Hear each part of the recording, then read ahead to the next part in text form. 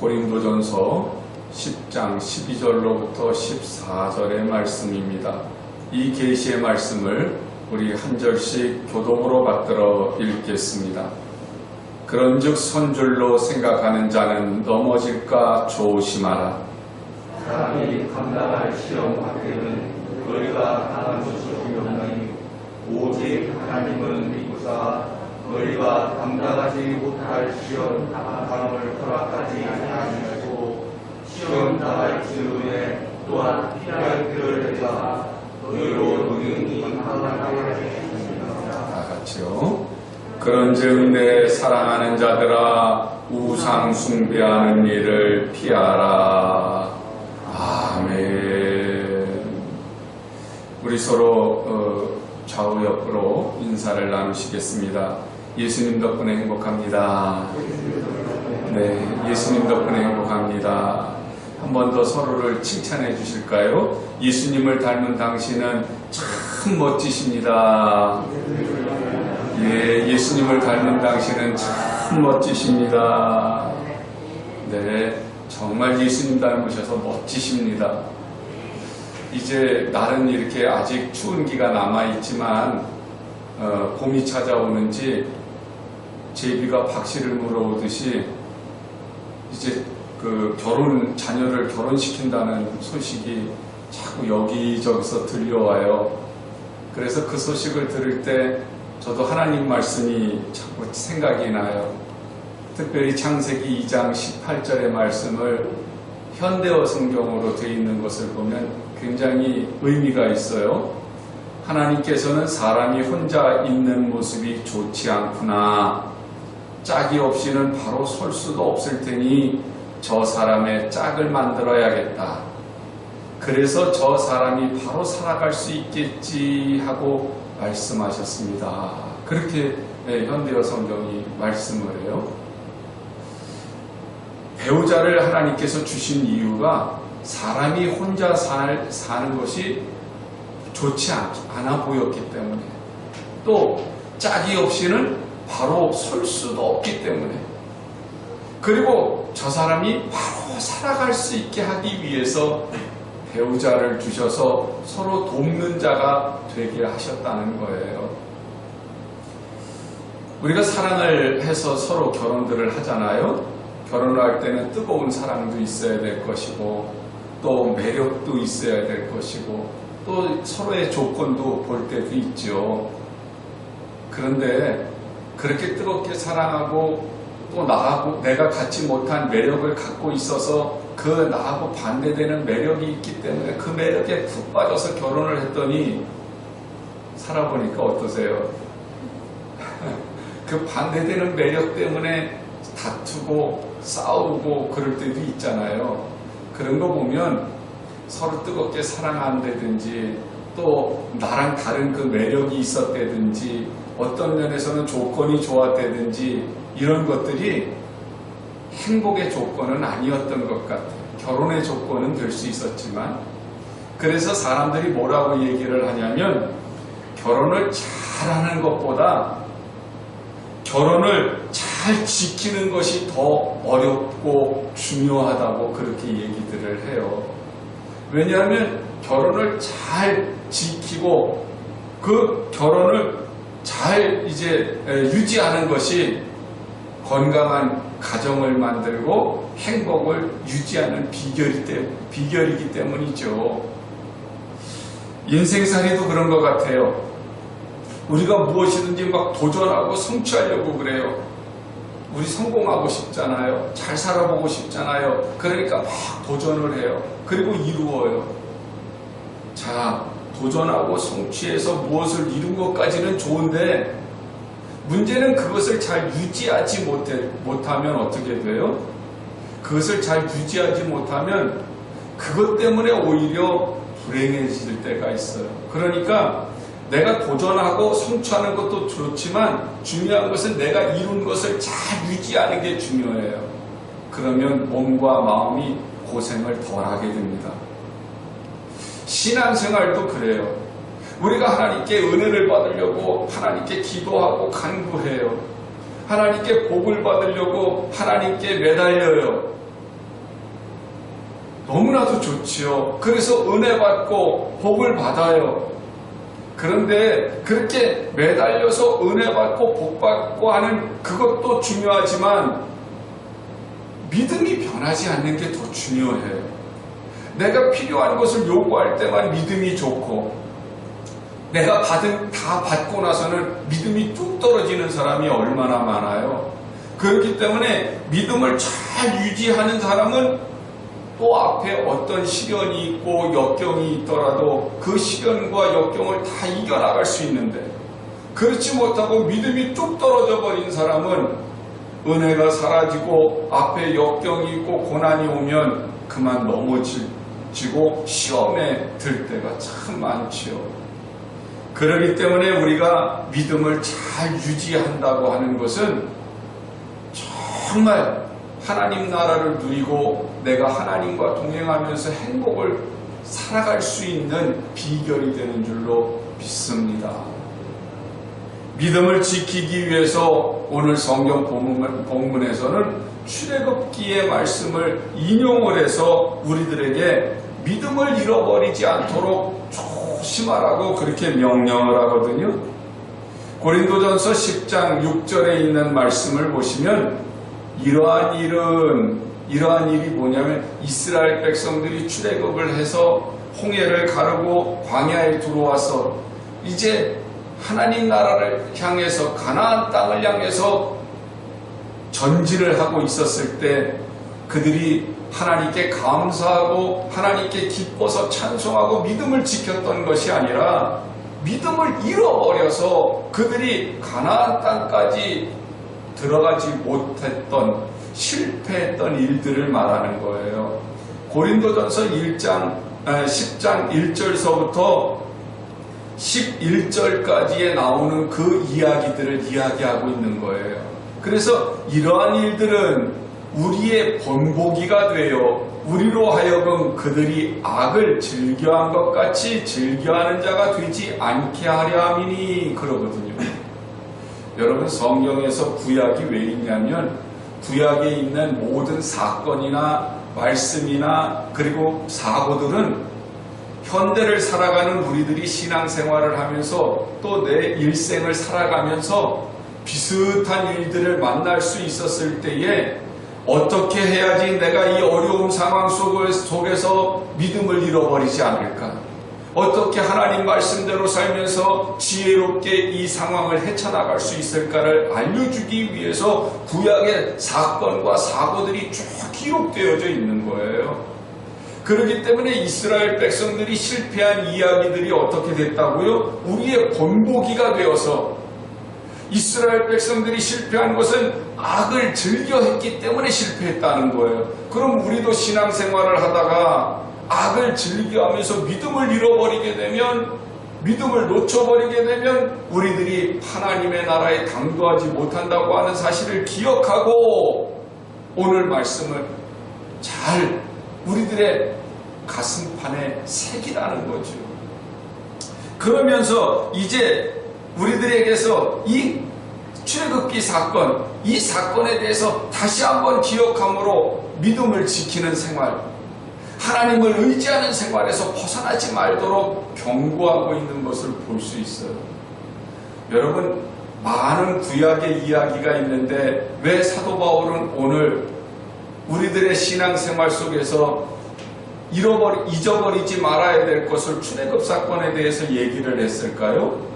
출애굽 사건은 영적으로 봤을 때 세상에서 구원받아서 가나안 땅, 하나님 나라를 가는 그 과정에 대해서 이야기하고 있기 때문에 그래요. 이스라엘 백성들이 출애굽을 했을 때 홍해를 건넜어요. 그 홍해를 건넌 것을 사도 바울은 세례를 받은 것으로 이야기를 해요. 그 세례를 받았다고 하는 것은 이제 애굽에서 살고 있었을 때의 신분과 이제 광야로 나왔을 때의 신분이 달라졌다고 하는 사실을 이야기하고 있는 거거든요. 애굽은 세상이었어요. 세상에서 살고 있다가 홍해를 건너와서 광야로 왔더니 이제는 광야에서 사는 동안에는 누구의 백성이 되냐면 하나님의 백성이 되는 거예요.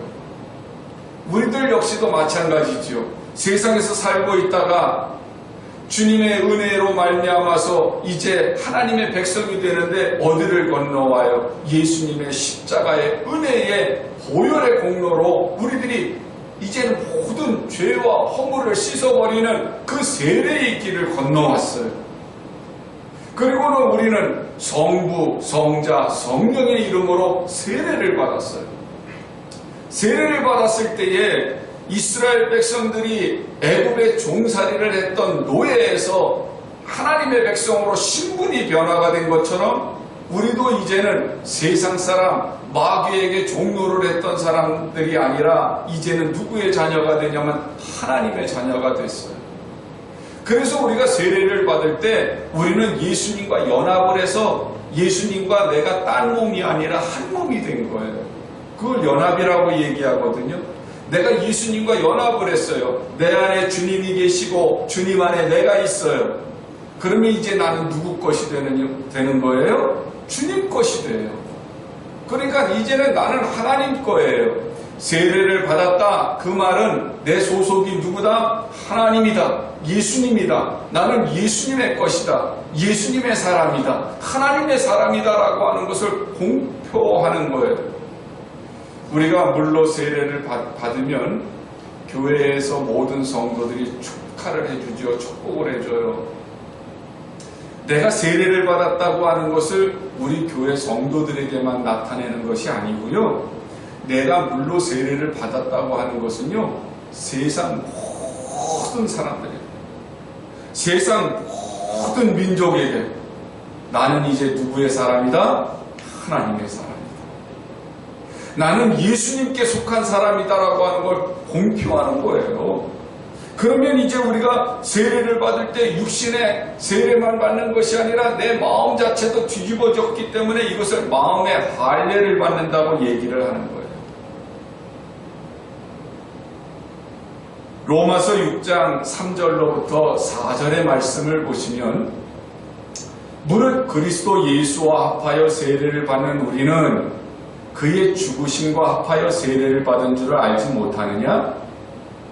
그러므로 우리가 그의 죽으심과 합하여 세례를 받음으로 그와 함께 장사되었나니 이는 아버지의 영광으로 말미암아 그리스도를 죽은 자 가운데서 살리심과 같이 우리로 또한 새 생명 가운데서 행하게 하려 함이라 그러시거든요.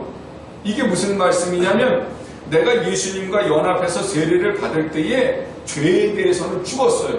이스라엘 사람들이 애굽의 모든 그 삶에 대해서 그리고 애굽의 노예라고 하는 신분에 대해서 홍해에서 완전히 다 끊어버렸던 것처럼 우리도 이제는 세상과 마귀와 이제는 완전히 단절됐어요. 예수님과 연합하는 그 순간에. 그리고 우리의 죄는 예수님이 십자가에서 달리실 때 우리의 죄도 다 도말이 돼버렸어요. 그리고 이제 예수님이 부활하실 때 예수님과 내가 한 몸이니까 예수님이 부활하실 때 누구도 부활해요? 나도 부활했어요. 그러면 이제 나는 새 생명을 얻은 사람이에요. 새 생명을 얻었기 때문에 어떻게 해야 돼요? 새롭게 살아야죠. 이스라엘 백성들이 홍해를 건너왔기 때문에 애굽으로 다시 돌아가면 안 돼요.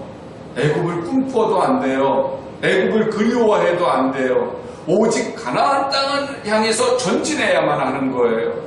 그런 것처럼 우리도 예수님과 연합해서 이제는 십자가에서 내 죄를 다 도말해버리고 그리고는 하나님의 자녀가 되었기 때문에 우리는 이제 어디를 향해서 가야 되냐면 하나님 나라를 향해서만 전진해야 돼요.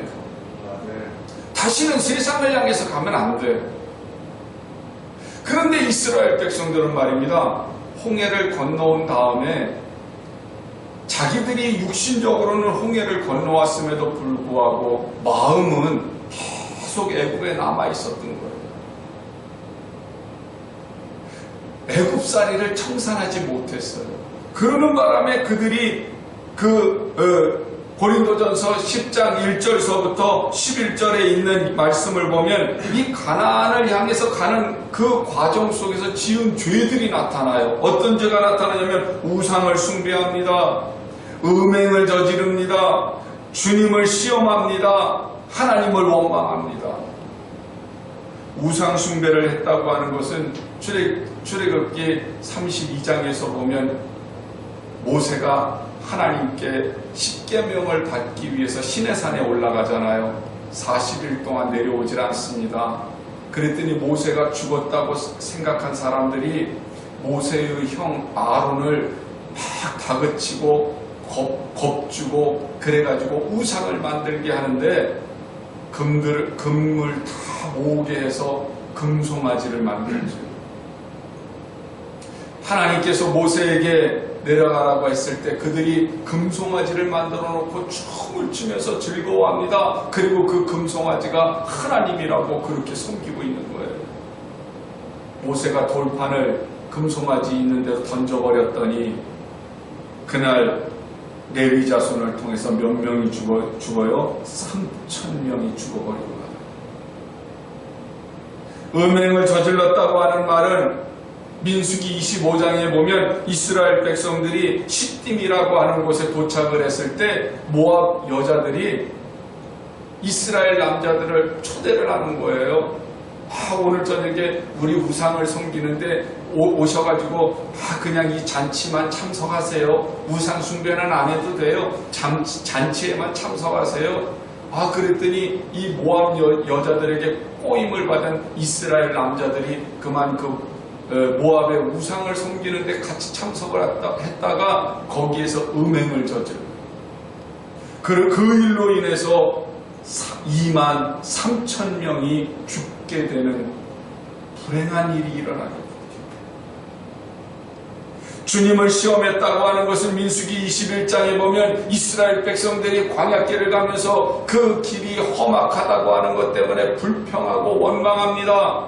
그때 하나님께서 불뱀을 보내셨어요. 그 불뱀을 보내셔서 그 불뱀에 물리는 사람들마다 다 죽게 생겼습니다. 모세가 하나님께 기도했을 때 하나님이 놋뱀을 만들어서 장대에 꿰가지고 높이 들게 하시지요. 놋뱀을 바라보는 사람은 살게 될 거라고. 그럼에도 불구하고 쳐다만 봐도 살 건데 끝까지 보지 않고 고집 세우다가 죽은 사람들이 허다했잖아요. 그것이 바로 주님을 시험하는 일이었어요. 하나님을 원망한 사건에 대해서는 민수기 16장에 보면 12지파의 그 지도자들이 있어요. 그들이 모세를 대항해서 뭐라고 그 12지파의 지도자들 가운데에서 모세를 대항하는 사람들이 뭐라고 얘기를 하냐면 너만 지도자냐? 우리도 하나님께서 세우셨는데 그러면서 모세의 지도력에 대해서 대항을 합니다.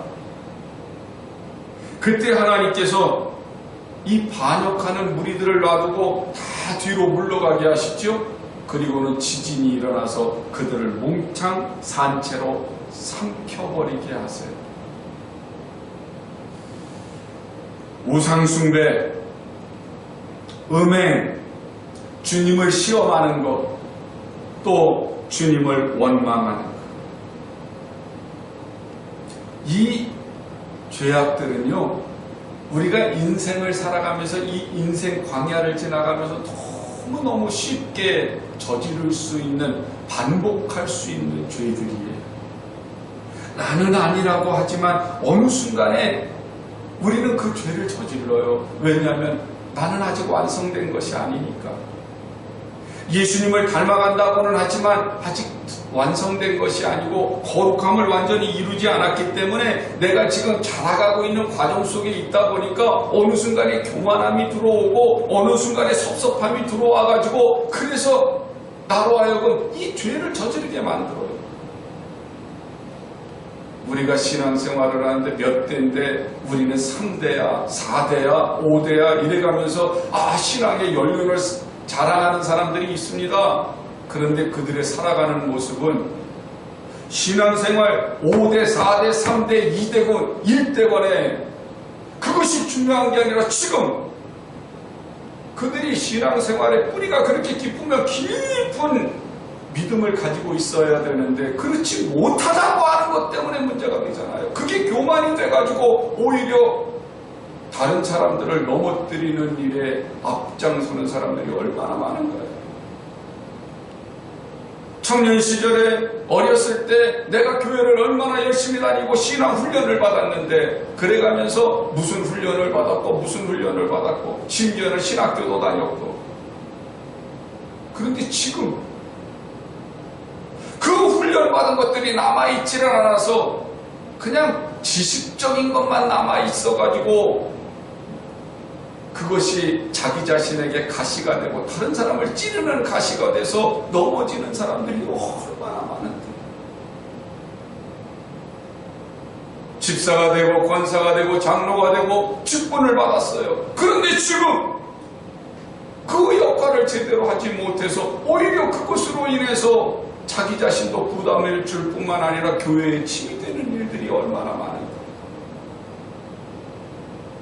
그래서 오늘 12절에 뭐라고 경고를 하세요? 그런즉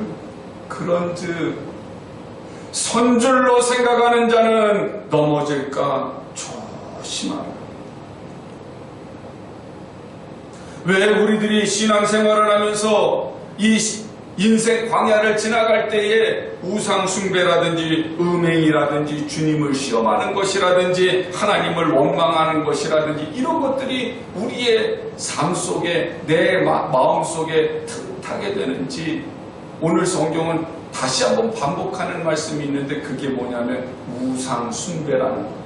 우상을 섬기기 때문에 내 마음에 자꾸 그런 것들을 허용하게 된다는 거예요. 자, 다시 본문을 우리 한번 같이 12절로부터 14절을 다시 한번 같이 한 목소리로 읽어보겠습니다. 시작. 그런즉 선줄로 생각하는 자는 넘어질까 조심하라. 사람이 감당할 시험 밖에는 너희가 당한 것이 없나니 오직 하나님은 미쁘사 너희가 감당하지 못할 시험 당함을 허락하지 아니하시고 시험 당할 즈음에 또한 피할 길을 내사 너희로 능히 감당하게 하시느니라. 그런즉 내 사랑하는 자들아 뭐 하지 말라? 뭘 하지 말라?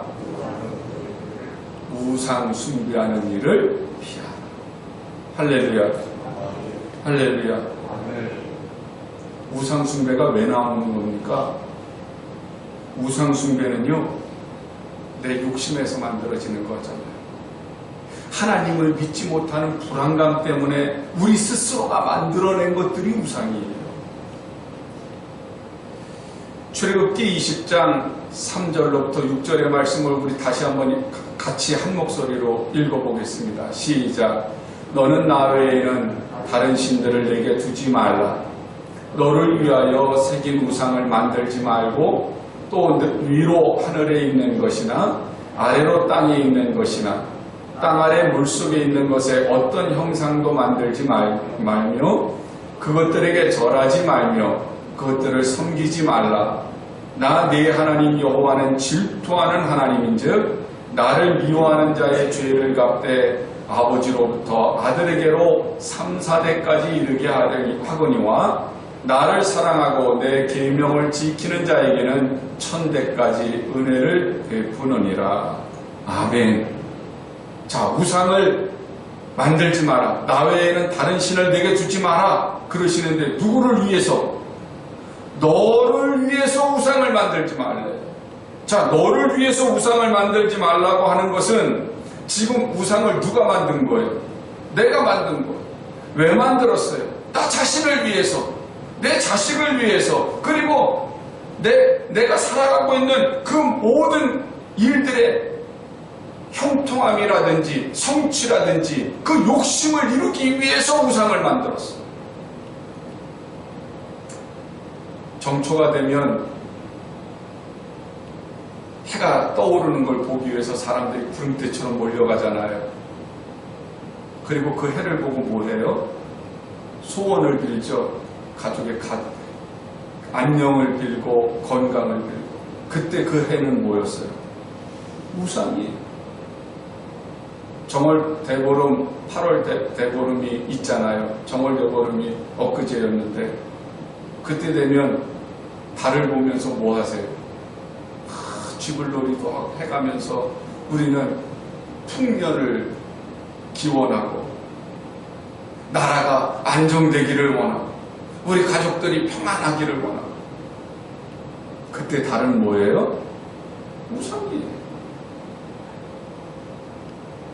다른 말로 말하면 말입니다. 내가 나의 평안을 위해서 혹은 누구를 위해서든지 어쨌든지 자녀들이나 가정이나 뭐 국가나 건강이나 성공이나 평안을 위해서 빌고 의지하는 것들이 있다면 우상이에요. 하나님은 뭐 하시는 분이시라고요? 질투하는 하나님이시라고. 그 말은 하나님이 나를 뭐 하시도록 사랑하냐면 질투하시도록 사랑해요. 하나님은 나를 사랑하는데 질투하시도록 사랑해요. 하나님이 그렇게 우리를 사랑하시는 거예요. 하나님이 나를 사랑하시는데 내가 다른 거에 신경 쓰고 다른 거를 더 좋아하고 다른 것 때문에 내가 속상해하는 거 하나님이 싫어하신다는 말이죠. 내가 돈 때문에 속상해하면 하나님 싫어하신다니까. 그때 돈은 뭐예요? 우상이에요. 국민일보 2월 9일자 국민일보를 제가 봤더니요. 통계상 오늘날 그리스도인들의 그 10명 중에 3명만 끝까지 믿음을 지킨대. 7명은 다 시험에 넘어진대. 30%만 흔들리지 않는 믿음을 갖고 있는 거야. 왜 그런가 했더니 8일날 말이에요. 국민일보는 9일날 발표를 했는데 8일날 한국 리서치가 발표를 했는데요. 개신교인 4명 중에 1명꼴로 점 보러 다닌대. 그러면 몇 프로가 점 보러 다니는 거예요? 25%. 타로를 본다든지 관상을 본다든지 신점을 본다든지 사주를 본다든지. 그런데 더 문제는 개신교인 3명 중에 한 사람은 점에 대해서 그거 대수야. 볼 수도 있는 거지. 굉장히 너그럽다는 거예요. 미신이 아니라고 생각한다는 거예요. 몇 프로가요? 33%가. 사탄은 우는 사자와 같이 뭐 한다고요? 두루 다니며 삼킬 자를 찾는다. 우리가 왜 타로나 관상이나 신점이나 사주 같은 거에 빠져 있어야 돼요? 지금 대선을 하고 있는데도 지금 그냥 점쟁이들 때문에 막 날 신천지 때문에 우리가 하나님에게서 멀어지기를 마귀는 유혹하고 있거든요. 우리가 하나님을 믿지 못하도록, 우리가 하나님을 원망하도록 마귀는 유혹하고 있거든요. 이 유혹이 바로 시험이에요. 우상숭배를 성경에서 2번이나 강조하는 이유는 이 우상숭배가 눈에 보이는 우상이든지 내 마음속의 우상이든지 이것이 만들어지는 그 순간부터 내가 하나님을 믿지 못하고 하나님하고 거리가 멀어지기 때문이죠. 리차드 포스터라고 하는 분이 돈, 섹스, 권력이라고 하는 책을 썼어요. 이 돈, 섹스, 권력이 현대인들이 빠지게 되는 3가지 큰 우상이라는 거예요. 돈은 뭐예요? 부자가 되고 싶은 탐욕이에요. 섹스는 뭐예요? 쾌락을 탐하는 탐욕이에요. 권력은 뭐예요? 성공하고자 하는 탐욕이에요. 이것들은 다 육신의 것이잖아요. 세상의 것이잖아요. 이것들은 우리들이 옛사람을 버렸을 때 끊어버렸어야 되는 것들이잖아요. 이것들이 아직도 끊어지지 않아서 우리를 계속 유혹하고 우리를 무너뜨리는 거죠. 골로새서 3장 5절의 말씀을 보면 그러므로 땅에 있는 지체를 죽이라. 곧 음란과 부정과 사욕과 악한 정욕과 탐심이니 탐심은 우상 숭배이다. 사랑하는 여러분, 예수님은 부자가 천국에 들어가는 게 낙타가 바늘귀로 통과하는 것보다 어렵다고 그러세요. 이 말씀을 직선적으로 받아들이면 야, 믿는 사람은 부자가 되지 말라나 봐, 가난뱅이로 살아야 되나 봐, 그렇게 착각하실 수 있어요. 이건 그 얘기가 아니에요. 믿는 사람도 잘 살아야죠. 주님이 말씀하시는 부자는요, 돈 때문에 하나님을 멀리하는 사람, 예수님보다 돈을 더 사랑하는 사람, 목숨 걸고 돈에 집착하는 사람, 돈 때문에 사람다움을 잃어버리는 사람, 그걸 말하는 거예요. 그러니까 예수 믿는 우리들은 부자가 돼야 돼요. 되는데 성실하게 벌어서, 근면하게 벌어서 하나님이 웃으시면서 주시는 그 축복을 누릴 때 그것은 얼마든지, 우리가 코끼리라면 하나님은 코끼리가 통과할 수 있는 바늘길을 만들어 주신다니까요.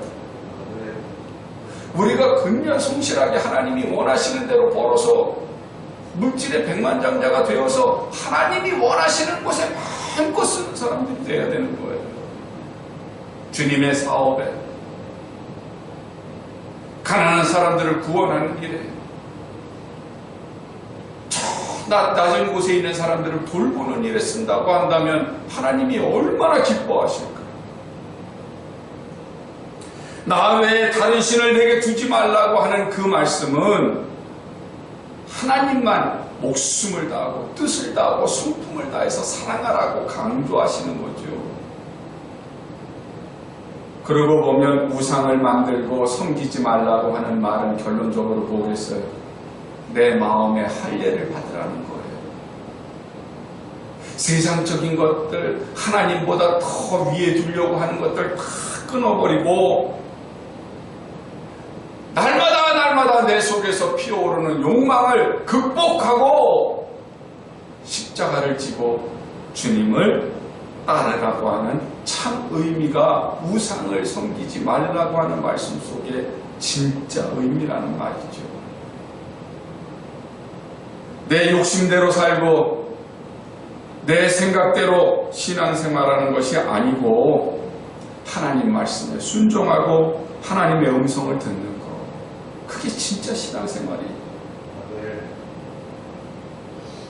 본문 4절 말씀을 보면 다 같은 신령한 음료를 마셨으니 이는 그들을 따르는 신령한 반석으로부터 마셨음에 그 반석은 곧 그리스도시라 그러거든요. 이스라엘 백성들이 르비딤에 장막을 쳤을 때 물이 없었어요. 물이 없으니까 또 물이 없다고 아우성입니다. 그때 하나님께서 반석을 쳐서 물을 내게 하세요. 수돗물처럼 쫄쫄쫄쫄 나오는 물이 아니라 강같이 흐르는 물을 흐르게 하셨어요. 그래야 200만 명이 먹고 각종 가축들이 다 먹을 거 아닙니까? 그럼 신령한 음료라고 성경에서 표현을 하는 것은 뭐예요? 우리에게 생수가 되셨다는 거죠. 그 생수가 넘쳐 흐르게 어디서부터요? 반석에서부터. 그런데 그 반석이 누구시라고요? 예수님이시라고. 그런데 오늘 신기한 말씀을 하세요. 이 반석이 어떻게 해요? 그들을 따르는 신령한 반석 그러잖아요. 반석이 이스라엘 백성들을 따라다녔어요. 그 말은 반석이 이스라엘 백성들과 동행했어요. 그러면 지금 우리들에게 예수님께서 반석이 되어주셔서 어떻게 하고 계시다고요? 동행하고 계시다고. 나 혼자 인생살이를 하는 게 아니고, 나 혼자 신앙생활을 하는 게 아니고, 지금 이스라엘 백성들을 따르는 그 반석이 있었던 것처럼 나에게 주님이 동행하시면서 함께 해주시고 생수를 먹여주시고 각종 유혹과 시험이 오거든 이기게 하시고 못 이기는 것들은 피해가게 하시고, 우리는 모든 시험을 하나님께서 좀 물리쳐 주셨으면 얼마나 좋을까 그렇게 생각하지만 주님이 뭐라고 하세요? 우리에게 허락하시는 시험은 내가 이길 수 있는 시험, 내가 극복할 수 있는 것만 주신다잖아요. 왜 그래요? 그래야 내가 자라나는 거니까. 안 그러면 그냥 멈추어 있으니까, 고인물이 돼버리니까. 내가 이겼을 때 내가 새 사람이 되고 내가 새 힘이 넘쳐오르는 거니까. 찬송가 384장의 2절 우리가 한번 의미를 생각하시면서 불러보시겠습니다.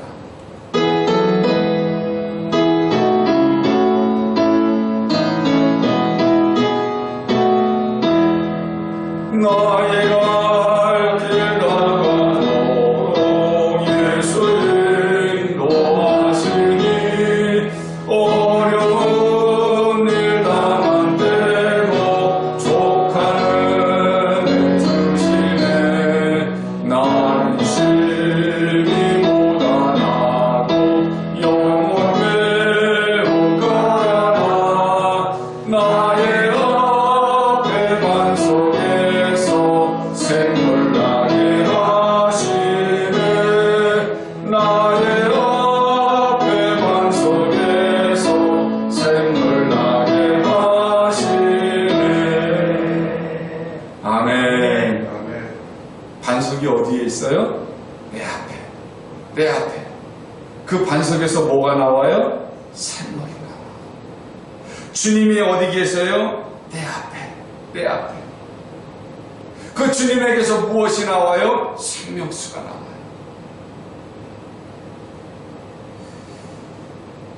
우상숭배나 음행이나 주님을 시험하는 것이나 주님을 원망하는 것, 이 시험이 커서 내가 넘어지는 게 아니고요, 내 욕심이 커서 이 시험에 걸려 넘어지는 거예요. 그러니까 오늘 이제 우리들이 다시 한번 마음에 다짐을 하셨으면 좋겠어요. 나는 주님만 바라보리라. 나는 주님만 의지하리라. 주님만 바라보면 행복해지십니다. 주님만 의지하면 평안해지십니다. 그렇게 해서 내가 이 광야길을 다 통과하고 주님 품에 안기면 주님이 뭐라고 하시겠어요? 너 참 멋지다. 우리 서로에게 한번 바라보시면서 칭찬해 주시죠. 당신은 참 멋지신 분이십니다. 네, 참 여러분은 멋지신 분들이십니다. 하나님만 붙드시고 의지하셨을 때, 주님 품에 안겼을 때 주님은 우리를 토닥거리시면서 그렇게 말씀해 주실 거예요. 너 참 멋지다. 기도하시겠습니다.